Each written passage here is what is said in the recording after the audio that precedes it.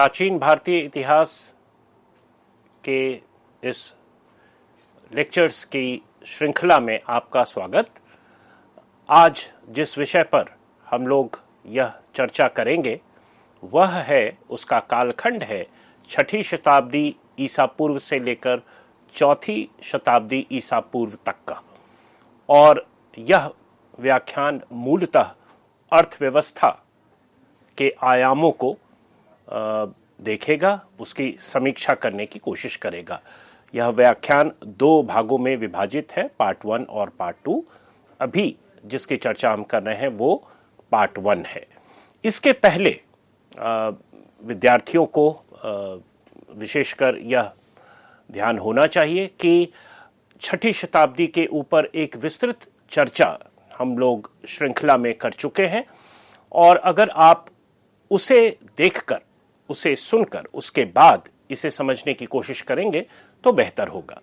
क्योंकि इतिहास में जो प्रक्रियाएं 6ठी शताब्दी ईसा पूर्व में खास कर उत्तर भारत में शुरू होती दिखती हैं, वही आगे चलकर 5वीं शताब्दी ईसा पूर्व, 4थी शताब्दी ईसा पूर्व और 3री शताब्दी ईसा पूर्व में आप इसे मौर्य साम्राज्य का रूप लेते देखते हैं। तो एक जनपद, महाजनपद के बनने के पश्चात जो प्रक्रियाएं हमारे भारतीय इतिहास को प्रभावित की और खास कर जो अर्थव्यवस्था से जुड़ी चीजें थीं, जो परिवर्तन थे, उसकी समीक्षा हम आज करेंगे। बड़े मोटे तौर पर हम सभी जानते हैं कि प्राचीन भारतीय इतिहास में एक बहस का मुद्दा होता है इतिहासकारों के बीच, और वो है 6ठी शताब्दी ईसा पूर्व के आने के पश्चात उत्पादन की प्रक्रिया में लोहे की प्रमुखता और जो भी परिवर्तन, चाहे वो राजनीति में हो, अर्थव्यवस्था में हो, समाज में हो, चूंकि उसका जुड़ाव उत्पादन से जुड़ा हुआ था और औजारों से जुड़ा हुआ था जो कि लोहे के बने हुए थे। ऐसा नहीं है कि बाकी धातु के औजार नहीं थे, परंतु लोहे का आगमन बड़े रूप में भारतीय इतिहास में इसी समय हो रहा है, 6ठी शताब्दी ईसा पूर्व के आसपास हो रहा है। और इसके उत्पादन की जो जानकारी है, जो समझ है, वो फैलती जा रही है। अब नए नए क्षेत्रों में, जैसे अगर आप 6ठी शताब्दी के पहले की शताब्दी की बात करें तो संभव है कि कई इलाकों में आपको लौह उत्पादन का प्रमाण मिले, परंतु 6ठी शताब्दी ईसा पूर्व के बाद यह लगभग निश्चित हो जाता है कि लोहे के उत्पादन या उससे जुड़ी जो मेटालर्जिकल ऑपरेशंस हैं वो ज़्यादा रिफाइंड और सोफिस्टिकेटेड होती गई। जो आयरन ओर के सोर्सेज हैं, उसका भी जो छोटा नागपुर प्लेटो है, जो आज का झारखंड इलाका आप कह सकते हैं, उस इलाके में लकड़ियां थीं, जो टिम्बर जिसे कहते हैं, और उससे एक विशिष्ट स्तर तक टेम्परेचर अटेन किया जा सकता था। याद रहे कि तांबे का जो मेल्टिंग पॉइंट होता है, तांबा का मेल्टिंग पॉइंट होता है, वो लोहे के मेल्टिंग पॉइंट से काफी कम होता है। तो एक ईंधन के तौर पर अगर आप लोहा बना रहे हैं तो आपको एक हायर टेम्परेचर की जरूरत होती है, 1200 डिग्री सेल्सियस से ज्यादा टेम्परेचर की जरूरत होती है। और ऐसा टेम्परेचर अटेन कर पाना किसी समाज के लिए आसान नहीं होता। तो जो पायरो टेक्नोलॉजी जिसे कहते हैं वो क्रिटिकल है लोहे के उत्पादन के लिए, मेटालर्जिकल ऑपरेशंस के लिए। और ऐसा संभव होता दिख रहा है कि बड़े पैमाने पर इस प्रकार की लकड़ियां छोटा नागपुर प्लेटो के जंगलों में उपलब्ध थी, जो कि आपको इस स्तर का तापमान दे सकती थी। उसके साथ साथ हम सभी जानते हैं कि यह इलाका जो छोटा नागपुर प्लेटो का इलाका है, प्रेजेंट डे झारखंड का इलाका है, वो आयरन ओर में काफी रिच भी है। और वो आज तक कंटिन्यूड है। आज भी आप देखेंगे कि लोहे के उत्पादन की बड़ी बड़ी फैक्ट्रियां प्राइवेट सेक्टर और पब्लिक सेक्टर्स की इस इलाके में काफ़ी ज़्यादा अवस्थित हैं। तो मगध साम्राज्य के आने के पश्चात, और इतिहासकार तो यह भी मानते हैं कि मगध का वर्चस्व एक जनपद के तौर पर इस कारण भी हो पाया क्योंकि जो लौह संसाधन है वो मगध के पास उपलब्ध था, और इससे जुड़े जो मेटलर्जिकल ऑपरेशंस हैं वो अति विशिष्ट तरीके से मगध इसका प्रयोग कर रहा था। ज्योग्राफिकली वो छोटा नागपुर प्लेटो से बिल्कुल कॉन्टिग्युअस एरिया है, काफ़ी जुड़ा हुआ एरिया है। तो इन सारी बातों को काफ़ी प्रखर तरीके से रामशरण शर्मा ने प्राचीन भारतीय इतिहास के संदर्भ में, 6ठी शताब्दी के संदर्भ में रखा है। और आज के दिन में उसके इस प्रस्तावना के आने के पश्चात कई इतिहासकार इसका समर्थन नहीं भी करते हैं। कई यह मानते हैं कि संभवतः परिवर्तन तो हुआ और आमूलचूल परिवर्तन 6ठी शताब्दी ईसा पूर्व में हुआ, लेकिन उसमें लोहे की प्रमुखता उस कदर देखी जा सकती है जिस कदर आर.एस. शर्मा कहते हैं, उसके ऊपर कई इतिहासकार विवाद भी करते हैं। परंतु यह बात तय है कि 6ठी शताब्दी ईसा पूर्व के उपरांत शिल्प और खेती में लोहे पर आधारित उत्पादन होना लगभग आम बात सी हो गई थी।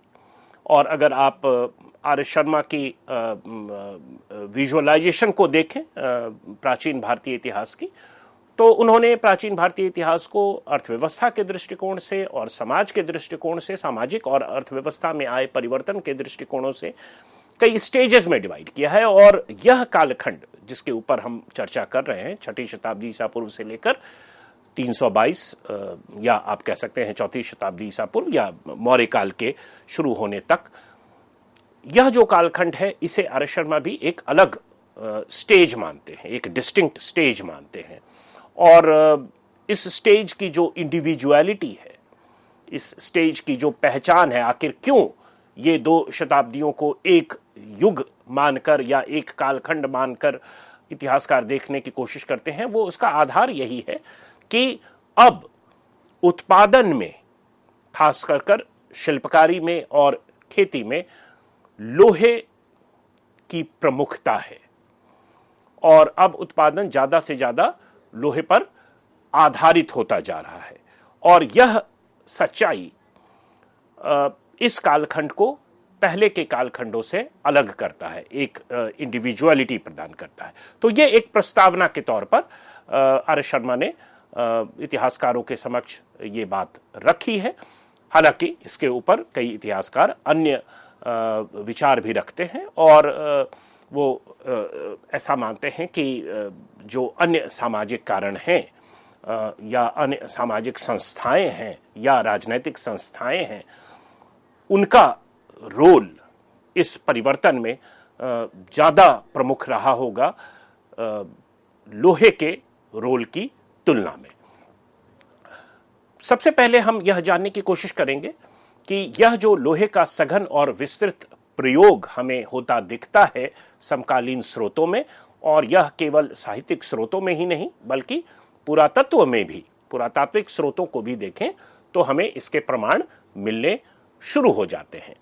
और जैसा हम सभी जानते हैं कि 6ठी शताब्दी ईसा पूर्व के आते आते जो वैदिक इलाका है, आप कह सकते हैं वैदिक साहित्य का जो संभावित इलाका था, सप्त सिंधु इलाका, या आप कह सकते हैं कि अपर गैंजेटिक प्लेन जो है, वहां से अब आबादी ऐसा प्रतीत होता है कि पूर्वी इलाके में भी बढ़ती नजर आ रही है। ऐसा नहीं है कि पहले के इलाके को छोड़कर अब लोग इस इलाके में बस रहे हैं। जहां सप्त सिंधु इलाके में या अपर गैंजेटिक प्लेन में लोग रह रहे हैं, लेकिन अब ये जो सिविलाइजेशनल कॉम्प्लेक्स है सभ्यता अब वो पूर्वी दिशा में अग्रसरित है। और हमें चावल, गन्ना और कपास की विस्तृत खेती इस इलाके में होती दिखती है। इसके पुरातात्विक प्रमाण भी हैं, साहित्यिक के साथ साथ इसके पुरातात्विक प्रमाण भी हमें देखने को मिलते हैं। और इससे जो इस कारण यह जो अधिशेष उत्पादन हो रहा है और बड़े पैमाने पर हो रहा है, इसका जो प्रतिफल है वो भी हमें देखने को मिल रहा है, क्योंकि शहरों का बड़े विस्तृत तरीके से हमें इस काल में विस्तार होता दिखता है। कई नए शहर, जिसे सेकेंड अर्बनाइजेशन की संज्ञा भी दी गई है भारतीय इतिहास में, first urbanization of course Harappa के लिए है, तो इतने सारे शहर हमें इस इलाके में, गैंजेटिक प्लेन में हमें देखने को मिलते हैं।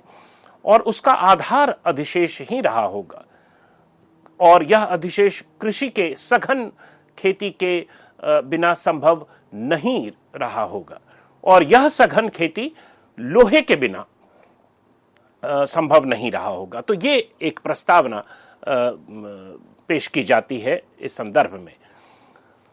यह जो मध्य गंगाई इलाके में शहरों की उत्पत्ति और विस्तार हम इस कालखंड में देखते हैं, उसका आधार संभवतः लोहा ही रहा होगा, या लोहे का उत्पादन की प्रक्रिया में प्रयोग रहा होगा। इसके आगे हम लोग इस चर्चा में यह भी देखेंगे कि कहाँ इस प्रस्तावना में कुछ कमी दिखती है, जो आप कह सकते हैं कि मिसिंग पॉइंट्स हैं, और उसी मिसिंग पॉइंट को उद्धृत कर कई इतिहासकार एक दूसरी परिकल्पना भी सामने रखते हैं। तो अगर आप समकालीन स्रोतों को देखें, 6ठी से 4ठी शताब्दी ईसा पूर्व की, और उसमें आपको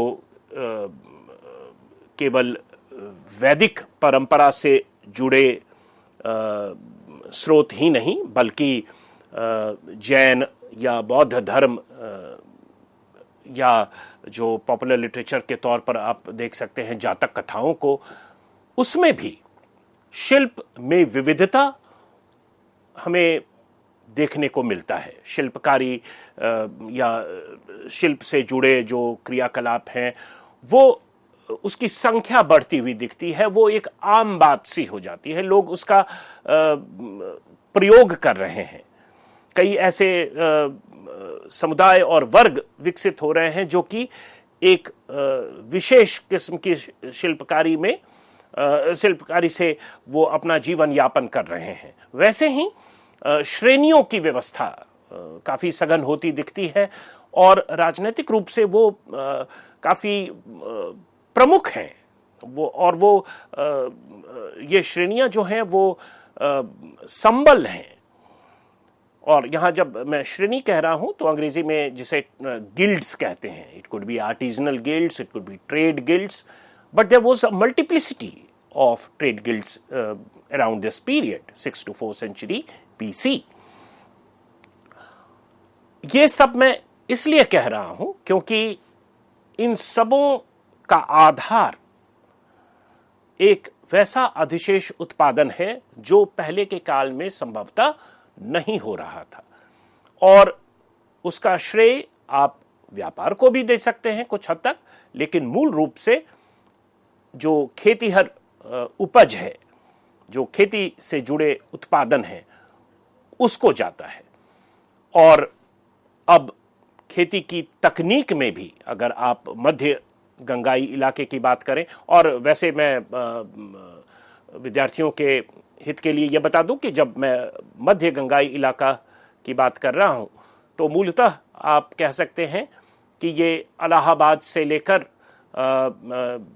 आपको जो बिहार का पूर्वी इलाका है भागलपुर, लगभग ये इलाका है।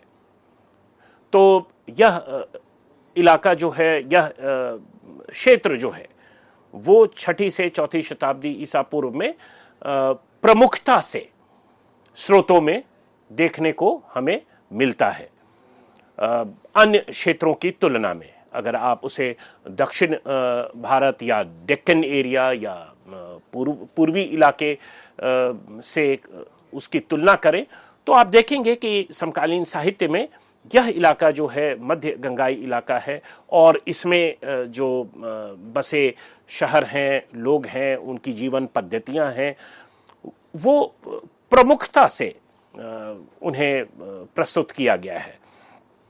और जो एक आप कह सकते हैं कि कॉम्प्लेक्सिटी आ रही है क्राफ्टमैनशिप में या ट्रेड ऑर्गेनाइजेशंस में या गिल्ड ऑर्गेनाइजेशंस में या प्रोडक्शन ऑर्गेनाइजेशंस में, वो भी इस इलाके में काफी तेजी से आती दिखती है।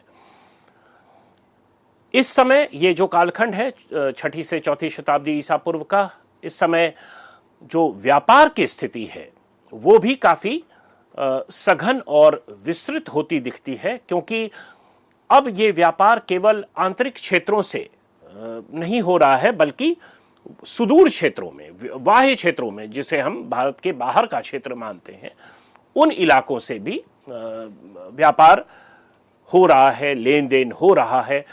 ट्रेड रूट्स हैं उत्तरापथ और दक्षिणापथ, और कई ऐसे समुदाय इस समय अवतरित होते दिख रहे हैं जो कि जिसका उल्लेख पहले के स्रोतों में नहीं या कम होता था। आहत सिक्के, जिसे पंच मार्क्ड कॉइन्स कहा जाता है, वो इनवेरिएबली सिल्वर के बने हुए होते थे, चांदी के बने हुए होते थे, और ये सिक्के जो आज हम सिक्कों की परिकल्पना करते हैं कि वो गोल आकार का होता है, वैसा नहीं होता था। संभवतः एक स्ट्रिप होता था चांदी का, और उस स्ट्रिप को काटा जाता था अलग अलग शेप और साइज में, depending on the weight of silver contained in one coin, और इसलिए वो किसी रेगुलर साइज या शेप का नहीं होता था। What was critical was the weight, उसका जो भार है वो महत्वपूर्ण था, क्योंकि ये सिक्के जो थे वो इंट्रिंसिक कॉइन्स थे। इन सिक्कों का मूल्य इन सिक्कों में अंतर्निहित था। तो जिस धातु के ये सिक्के बने होते थे, उस धातु का उस अमाउंट में जो सिक्के में अंतर्निहित है, उसका मूल्य क्या था, वही मूल्य इन सिक्कों का होता था। This is different from extrinsic coins, जो कि हम लोग आज यूज करते हैं, या करेंसी। उस पर दे आर प्रोमिसरी नोट्स या कॉइन्स है, उस पर लिखा हुआ है 10 रुपए या 20 रुपए, तो हम ये मान लेते हैं कि ये इसकी वैल्यू 20 रुपए है। अगर आप उस कॉइन को देखें या उस कॉइन में जो धातु है, उस सिक्के में धातु है, उसका मूल्य लगाएं, तो हो सकता है बाजार में उसका मूल्य कुछ और हो, और उसका जो लिखित मूल्य है वो कुछ और है। तो ऐसे कॉइन्स को एक्सट्रिंसिक कॉइन्स कहते हैं। परंतु शुरुआती दौर में जो सिक्के प्रयोग में लाए गए वो इंट्रिंसिक कॉइन्स थे, तो उनका मूल्य उसमें अंतर्निहित था, उनकी धातु में अंतर्निहित था। पुरातत्व के नजरिए से अगर हम इस काल को देखें तो एनबीपीडब्ल्यू फेज के तौर पर भी इसे समझा जा सकता है। एनबीपीडब्ल्यू का मतलब यहां है नदर्न ब्लैक पॉलिश्ड वेयर। अब ये क्या मसला है? पेंटेड ग्रेवेयर कल्चर की बात हम लोग पहले कर चुके हैं। 6ठी शताब्दी ईसा पूर्व तक या लेटर वैदिक काल के लिए भी जो हमने परिचर्चा की थी उसमें पेंटेड ग्रेवेयर का उल्लेख था। तो ऐसा नहीं है कि पेंटेड ग्रेवेयर जो कल्चर है वो खत्म हो गया, या वो पॉटरी जो पेंटेड ग्रेवेयर पॉटरी है वो अब लोग यूज नहीं कर रहे हैं। परंतु 6ठी शताब्दी ईसा पूर्व के उपरांत 5वीं और 4थी शताब्दी ईसा पूर्व में खासकर कर मध्य गंगावर्ती इलाके में नदर्न ब्लैक पॉलिश्ड वेयर बहुतायत में मिलना शुरू हो जाता है, और ये एक आप कह सकते हैं कि टाइप पॉटरी के तौर पर उभरता है कि इस समय की जो पुरातात्विक संस्कृति है उसका नामकरण इसी पॉटरी के आधार पर किया गया है। और ये पॉटरी अगर आप देखें, ये बर्तन आप देखें जो कि 5वीं और 4वीं शताब्दी ईसा पूर्व में बड़ी संख्या में हमें मध्य गंगावर्ती इलाके से मिलना शुरू होता है, इसके आसपास के शहरों से मिलना शुरू होता है। तो ये पेंटेड ग्रेवेयर की तुलना में ज़्यादा चमकदार और चिकने फिनिश के बर्तन होते थे और इनवेरिएबली लोहे के साथ ये मिलते हैं। तो किसी भी पुरातात्विक उत्खनन में अगर आपको नदन ब्लैक पॉलिश्ड वेयर मिल रहा है तो साथ साथ लोहे भी मिल रहे हैं और उसके साथ साथ आहत सिक्के भी मिल रहे हैं, पेंटेड जो जिसे हम कॉइन्स कहते हैं, पंचमार्क कॉइन्स कहते हैं, वो भी मिल रहे हैं। तो ऐसा माना गया है कि ये डीलक्स पॉटरी रहा होगा चूंकि इसकी फिनिश बेहतर है और जो सबल जो ज्यादा धनी लोग हैं और मटेरियली प्रॉस्पेरस लोग हैं वो संभवतः इसका प्रयोग कर रहे होंगे। लोहे के उपकरण का प्रयोग युद्ध और खेती दोनों में हो रहा है। हालांकि खेती से जुड़े जो लोहे के उपकरण हैं वो बहुत ज्यादा संख्या में मध्य गंगावर्ती इलाके से नहीं मिलता है, परंतु इसके काफी सेटिस्फैक्टरी एक्सप्लेनेशंस भी दिए गए हैं कि ऐसा क्यों संभवतः है। आहत सिक्के के मिलने का सीधा संदर्भ राजस्व और वस्तु विनिमय से है और इसकी चर्चा हम लोग पहले के लेक्चर्स में कर चुके हैं कि कैसे एक महाजनपद के बाद यहाँ जो राजस्व के ऊपर बल है वो ज्यादा होता जा रहा है और जो आहत सिक्के हैं उसके माध्यम से राजस्व वसूली या टैक्स वसूली संभव हो पा रहा है। वैसे ही अगर आर शर्मा के प्रपोजिशन को देखें तो उनका संभवतः यह मानना है कि मध्य गंगावर्ती इलाका जो है मिडिल गैंजेटिक प्लेन है, यहाँ से हमें 450 से ज्यादा एनबीपीडब्ल्यू साइट्स मिले हैं और ये डेटा मैं पहले का कह रहा हूं, आज इसकी संख्या और भी ज्यादा हो चुकी है। तो संभवतः यह एपिसेंटर रहा होगा। कई साइट्स जो हैं वहाँ ऊपरी गंगाई इलाके में जैसे अतरंजी खेर, रोपड़, अहिछत्र और मालवा के इलाके में बेसनगर, उज्जैन में भी हमें ये एनबीपीडब्ल्यू मिलता है और लोहे का प्रमाण मिलता है। और अगर आप पेंटेड ग्रेवेयर और एनबीपीडब्ल्यू संस्कृतियों की तुलनात्मक समीक्षा करें, और वो आप कर सकते हैं तरंजी खेर में क्योंकि यहां दोनों उपलब्ध हैं, तो निश्चित तौर पर नदन ब्लैक पॉलिश्ड वेयर आपको एक बेहतर भौतिक अवस्था की सूचना देता है। तो निश्चित रूप से पुरातात्विक दृष्टिकोण से अगर हम देखें तो मध्य गंगा इलाका, जिसे आर एस शर्मा एपिसेंटर भी मानते हैं इस संस्कृति के प्रसार के लिए, वहां भौतिक अवस्था बेहतर होती दिखती है जो कि एक मटेरियल प्रॉस्पेरिटी का सूचक है। अगले लेक्चर में हम लोग और जो इसके स्रोत हैं उसकी चर्चा करेंगे और उससे जुड़े जो आयाम हैं, अर्थव्यवस्था से जुड़े आयाम हैं, उसकी चर्चा करेंगे। धन्यवाद।